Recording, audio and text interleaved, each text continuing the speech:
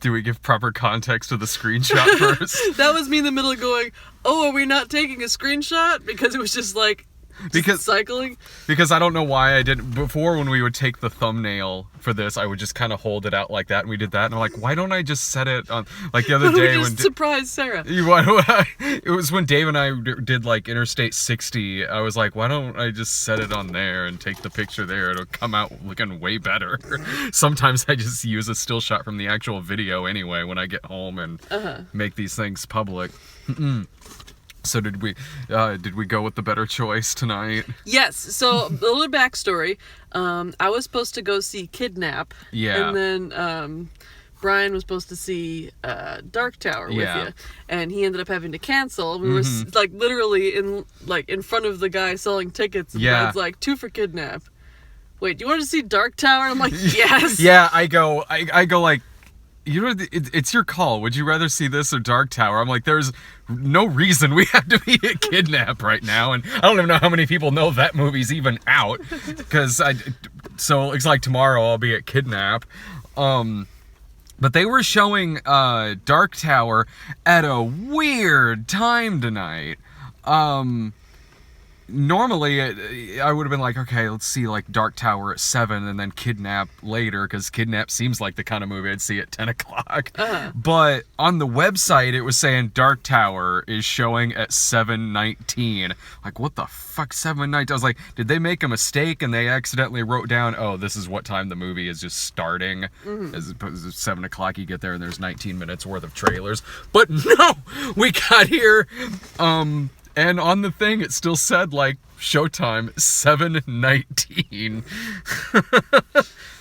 It was an odd choice. Makes as much sense as this fucking movie did. I saw a thing go by that people are thinking it's intentional, and you know what? Because the code to get into the Dark Tower universe was 1919. Oh, okay. So I guess...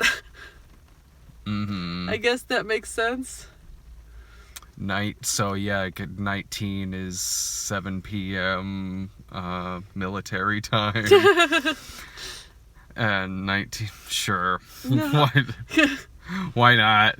7:19, you're on the fucking dot.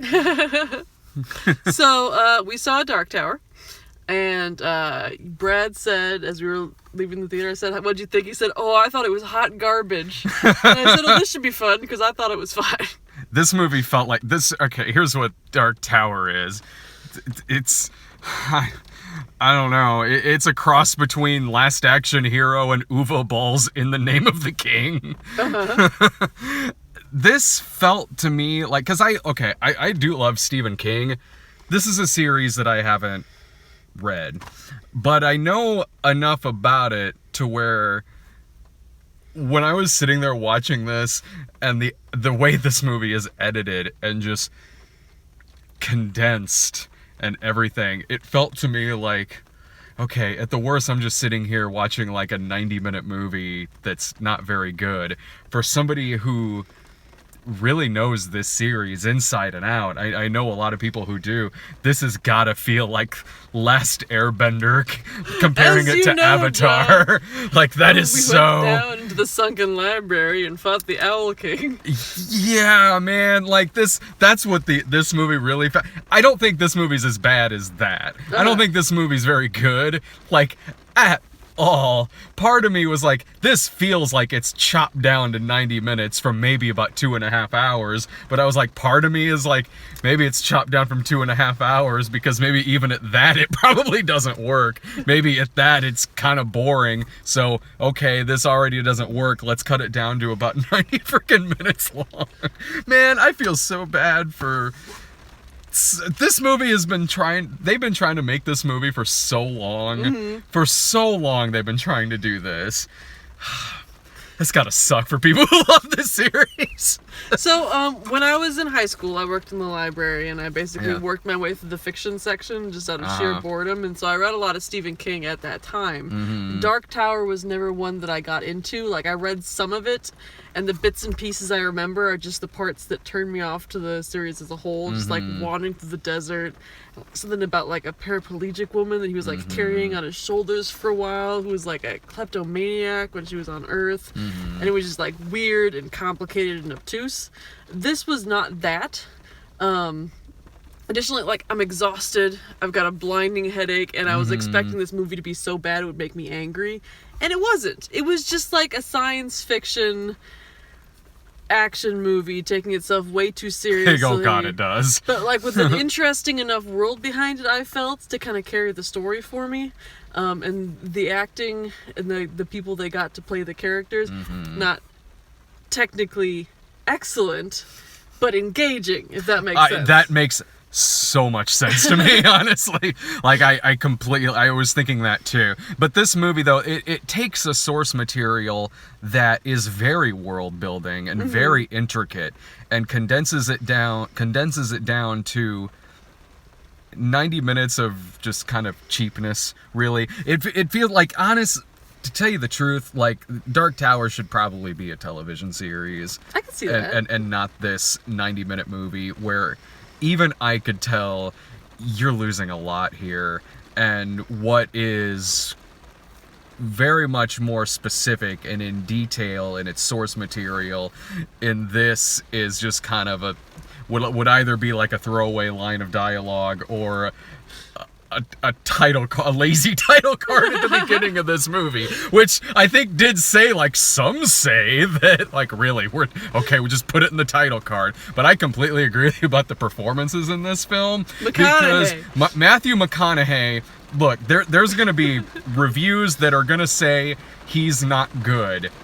And you might have a point, but every time he was on screen, I was entertained. Yeah. Like, when it was about anything else but Matthew McConaughey, I was like fucking bored. And it's raining as shit out here. We'll be sure to shout about it. I was fucking bored. There would be times where, like, characters would be sitting there eating at a table, and I wouldn't look away from the screen, I'd just get lost in thought, and then when I would snap back into it, shit's on fire. And so, but every time Matthew McConaughey was on screen in this total not give a fuck performance, like, he is reminiscent of, like, baddies you would see, like, in an 80s, like, sword and sorcery movie. Like, he's hamming it up.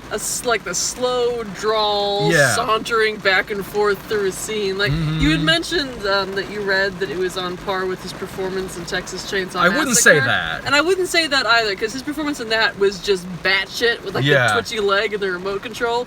This is more like subdued ludicrousness. It is. Where he knew what a ridiculous movie he was in, and so it was just like, yeah, I'm the man in black, baby. He says, like, someone ordered a tall, dark, and handsome, and, like, he throws out a line, and I don't know what accent he's using half the time, but again, when he was on screen, he did command the screen in this performance. Oh, yeah. Like, even with that ridiculous hair that they put him in. Yeah, and it was working for this, because this is not a very good movie.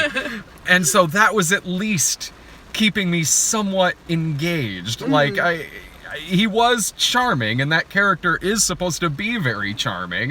He did get that down in this, like, this Italian fantasy movie Killgrave kind of way. Yeah, well, because he has, like, special magic powers where he can, like, tell a person to do a thing and they do it. And again, he's just doing it as, like, throwaway lines. He's not, like, intensely, like, zeroing in on a person. He's just like, hate. And the little girl, like, turns to her mom and she's like, rrr. Yeah, it's like when it's like the stuff you would see Uwe Ball try to get Ray Liotta to do in, like, In the Name of the King. Only it somewhat works better in this movie. because that was when Ray Liotta was doing that in The Name of the King. Part of the humor out of it was that he's wildly miscast in that role. That's not so much with McConaughey here. I don't think he's miscast. I think he's just trying so much to, like, have some bit of fun in this movie. No, I'm not familiar with In the Name of the King. It's awful. It's I gathered that from the context clues, but when you never watched that? Yeah. I think you were there when we watched the sequel. Okay. The sequel was with Dolph Lundgren, where he went back into medieval times, and even the sequels were done by Uwe Ball. The first one for an Uwe Ball movie, had a slightly big budget, and it was Jason Statham, who plays a farmer named Farmer. And Sold. The king is Burt Reynolds, not giving a shit. But not in a fun way. Burt Reynolds just looks like he just wants to die on camera in this. And Statham's partner is Ron Perlman, the evil sorcerer, who looks kind of like McConaughey in this movie, is Ray Liotta, just randomly cackling every now and then. I'm making it sound more interesting than it is. Say, you're kind of celebrating this movie. It's really not. It's over 2 hours long, and it's a bore. It's more fun to describe than it is to watch. This, like, McConaughey notwithstanding, I can completely see why someone would hate this movie. I was fine with it for the reasons I described. I'm also, like, big into science fiction, and so, like, everyone's sitting at a dinner table expositing at each other. I have a high tolerance for that kind of bullshit, because I'm interested to know what's going on in the world around us, but I can see how that would be super boring if you don't give a shit. Well, the reason... that would have been fine if, like, these characters don't have a very good setup, where they're just the first part of this movie especially feels like it's very edited down. Oh, yeah. Our hero and our villain is introduced to us in this random montage, and our hero is introduced to us in what feels like it was the end of a much larger scene. And they're just there as if I believe that this is based on, like, the second book, or like maybe parts of some other books, and the way they're introduced in this feels like a previous movie existed and I don't know about it, because suddenly, oh, there's the gunslinger, suddenly, oh, there's the man in black, and it took until getting to New York that the hero in this movie started kind of clicking for me. When it got to New York, and then suddenly this movie got a sense of humor out of nowhere, when it was doing the stuff in the hospital, or when it was the stuff with the hot dog later on in the movie. Savages. And there's a part where Idris Elba is looking at a commercial, and there's talking raccoons, and he goes, "Do your animals still talk here?" And the kid's like, "No, it's a commercial." Like, wait, what do you mean still? And I'm like, that was funny. Also, because, like, wow, there's talking animals where he's from. Like, that's kind of amazing. But that was just 2 minutes worth of this movie, where suddenly it kind of has a sense of humor, and suddenly the main character got kind of interesting for me. Other than that, like, I don't know, if they gave Idris Elba, like, if they set him up properly in this, and maybe gave him some cooler things to say in this, it would have been a much more interesting character. The way it was, the way it was for an hour, this movie, until they got to New York, I was just sitting there waiting for McConaughey to come back. See, because I kind of liked the play between Idris Elba and the kid during the post-apocalyptic scenes, just because I think they were going for like an old west type movie where, like, the guy's got a kid sidekick that he doesn't really like very much, and I thought it was kind of an interesting dynamic between the two of them. That kid was not a great actor, but he had moments of engagement where they had, like, drawn these dark circles under his eyes, and they kept telling him about the shine that he had. He has the shining. He's got the shine. He does have the shining. That's how shine better than anybody. That's how McConaughey was able to track him. It was because he has the shining. They had the shining. I don't remember if it was called the Shine in the Dark Tower. Presumably it was. And then there was also a moment where they're out in the woods, and there's, like, an old busted out theme park, and there's, like, this huge bear that's Pennywise. I'm like, I like the thing. Yeah. Cujo was in this movie too. What was Cujo in this movie? It was, like, one of the shots near the beginning of it, when the kid was walking around, he looked across the street, and there was a lady walking with a Saint Bernard. That's why I was like, why the fuck are we watching this dog? Because it was Cujo. That happened at the beginning of Cat's Eye, which is a much better movie than this. Did you ever see Cat's Eye? It's an anthology movie. It's three parts, and it's pretty cool. It's an 80s Stephen King movie, and it's all these stories that are connected because this cat is wandering to these 3 stories, and then by the third one, the cat actually has has like a big part to do Turns with out it. he's evil. No, not at all. Like it's but at the beginning of it, it's showing the cat walking through this neighborhood, and it almost gets hit by Christine. And if you didn't know it was Christine, the bumper sticker says "I'm Christine" or something like that, or like "I'm evil, I'm Christine" or something. He's getting chased by Cujo at the beginning of it too. It's a good movie. And then he goes into the fish store and he steals some fish, and then he goes and runs into some bank robbers. Runs by a girl who randomly sets something on fire with her mind.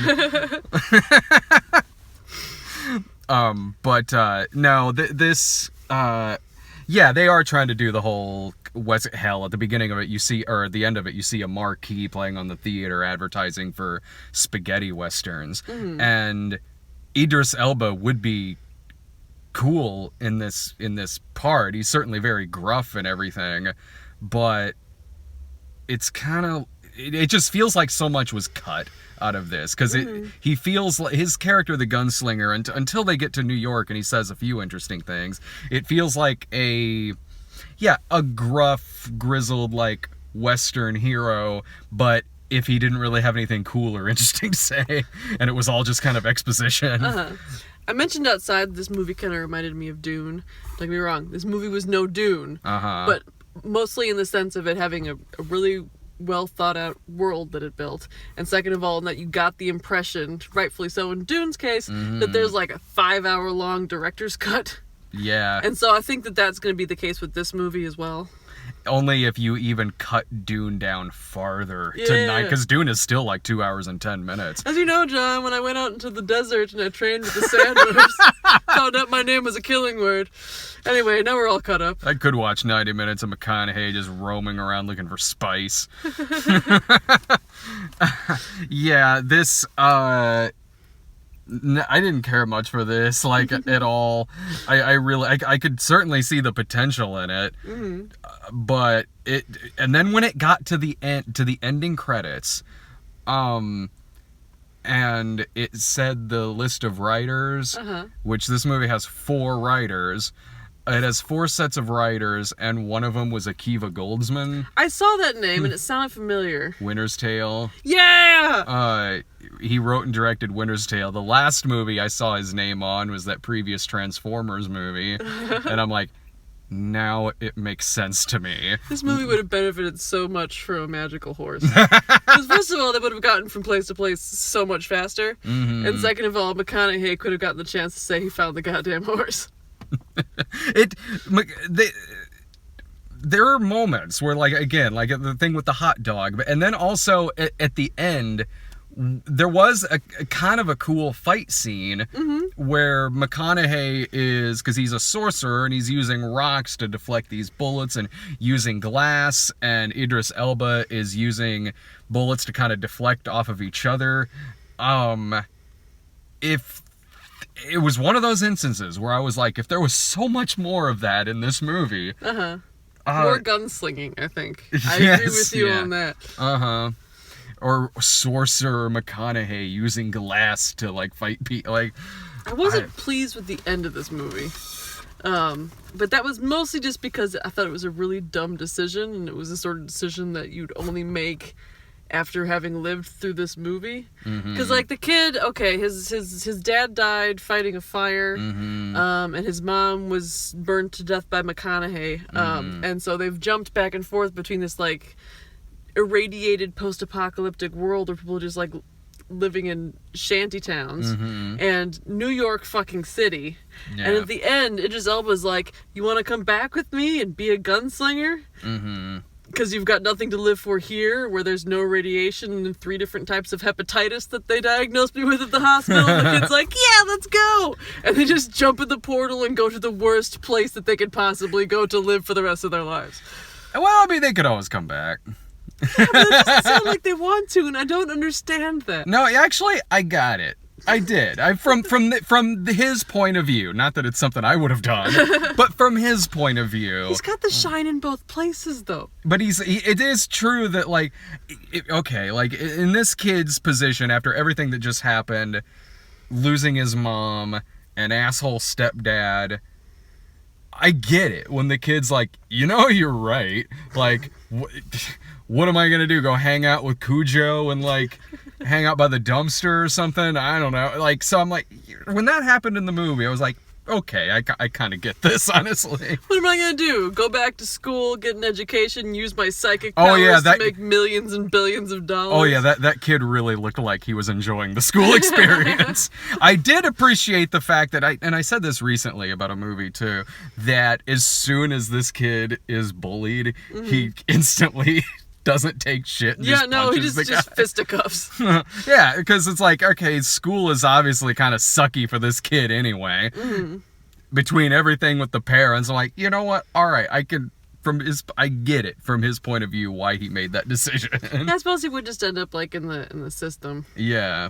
But still, like, zero chances of catching 3 different kinds of hepatitis and getting long-term radiation disease. Well, he heard the doctor say this to the gunslinger. He's like, yes, please sign me up for that. Yeah, but I don't need my sperms. He doesn't know what that is. He probably thinks it's a kind of cereal or something. If that kid starts... he wasn't paying attention in school. That's what you get. Look, if he stays on her, he's going to catch hepatitis anyway from sleeping on heroin needles. Just don't sleep on heroin needles. Oh, well, These kids today and their heroin needles. That's easier said than done. Plus, he did have a weird moment with the goat girl, that I wasn't sure why they threw that in. Which one was the goat girl? So they were in the shanty town. It was probably the part where you were spacing out because there was a lot of kitchen table conversations. But there was like this little blonde girl that him and her kept like making googly eyes at each other. And it was probably just so that it would make sense for him to go out of hiding to go save her when she's like, "Wow, my goats!" when everything was on fire. But it was like one of those things that it weirdly fixated on, like the Saint Bernard. And if they're being so coy as to put this movie at 7/19 just because the number 19 has a special deep significance, then maybe that blonde girl was supposed to be somebody that I don't know about because I didn't read the books. Whenever it was showing the goats in the stable, it just looked like Black Phillip was going to show up from The Witch. This movie, it's only 90 minutes, there's that, but I don't know, if you want to give it a shot on Netflix maybe or something like that. Yeah, I can't recommend it in theaters, but if it's on Netflix, give it a watch. Just for McConaughey. Honestly, yeah, because every time he's on screen, he is very entertaining. So I could at least say that about it. Other than that, I thought this movie was a mess. Like a total mess. And there's gonna, even a lot of it from what I've seen so far, it does kind of appear that really diehards of the book series aren't taken very well to this. They're not? I can see. I can see how they'd be disappointed. I easily can. From the first 5 minutes of this movie, I could. So I wasn't sitting there. I have a feeling if I did read the books and knew enough about it, I probably would be sitting there mad. Yeah. Well, like, that was Livid for The Last Airbender. And like you said, this is a similar situation where they cut out so much stuff. And you could tell, even not having read the books, that they cut out so much stuff. Yeah. That I couldn't recommend it to someone who was into the book series. But if you're just, like, bored and it pops up, yeah, give it a shot. If you're bored at home and it's raining and it's on Netflix, you got to sit through a lot of bullshit, but at least there'll be the McConaughey scenes. You'll get some enjoyment out of that. Who's got that guy from the Navy commercials? Oh, yeah, Dennis Haysbert's in this. He's in the trailer as much as he's in the movie. His velvety smooth voice. Should we do trailers? Yeah. We got a shit ton of trailers. Black Panther, which looked amazing. That looked cool. I'm into it. And I love seeing Andy Serkis out of, like... Andy Serkis, yeah. It looks like he's the villain in it. So that makes me really excited right there. Just Andy Serkis is the villain in this. The Hitman's Bodyguard. That was the same trailer we got last time. Yeah, we've had a lot of all the same trailers. Okay, so Mother! Exclamation point. That looked really good. That looked like, I wish I knew what it was about, because, like, I got clue zero as to what it was about. It was just Jennifer Lawrence wandering through an empty house. Yeah. While voices talked about some stuff. And I was honestly so tired when I was sitting there that when it was Jennifer Lawrence, there was a second when it was Jennifer Lawrence standing there in this house, and for a second I was seriously like, are they re-releasing, like, freaking House at the End of the Street or something for like a second at the beginning? Like, oh, never mind, I'm just fucking tired and stupid. But no, the trailer left me, I couldn't tell you what the damn thing's about, but like, it left me intrigued. And like this, it reminded me of like the trailer for The Shining or something, where it leaves you, it leaves me wanting to know a lot more about the movie. And I kind of hope that's the only trailer for it. Yeah, it's about a mother, exclamation point. Thank you for your service. You're welcome. Oh, sorry. Yeah, I'm tired. I'm so tired. I'm tired of these damn service movies. Yeah, damn you, troops. Yeah, that looks like it's this year's, like, last year was that Billy Flynn's Halftime Walk, and it's by the same guy who did the Lone Survivor movie. It's from the studio, I think. I don't think it's a Peter Berg movie, but it's the same studio that made that. It looks like one where I'm like, I don't even know if this is gonna come to Springfield. It looks moving, and like you really feel for the guy just from the preview. Mm-hmm. But I'm so sick of all these service. so sick of the service. No, it's just I don't really, you know me, I don't watch movies that are specifically setting out to bum me out. Yeah. You know, can't you just tell me about the bummer thing, and then I'll take the rest of the hour and a half to just like wallow in it. You know, I don't need to just sit through an hour and a half of this guy's life. It'll be longer than 90 minutes. Kingsman Golden Circle. It's the same preview that we got with the Statesman. Still looks amazing. It has a laser lasso in it. Yes. Good fucking jumping rope. I'm way more interested in laser lasso than that trailer for the new Saw movie coming out. That's it does like the bear trap thing again, only it's with lasers. Fuck's sake. The whole thing that's scary about the bear trap head, is that it rips your face apart. This one's got like lasers all around it, and they're like closing in on the guy's. Ah! Oh, that's a me and Brian movie. Yeah, I don't have to worry about that shit. Okay, Annabelle Creation. I hear actually really good things about that.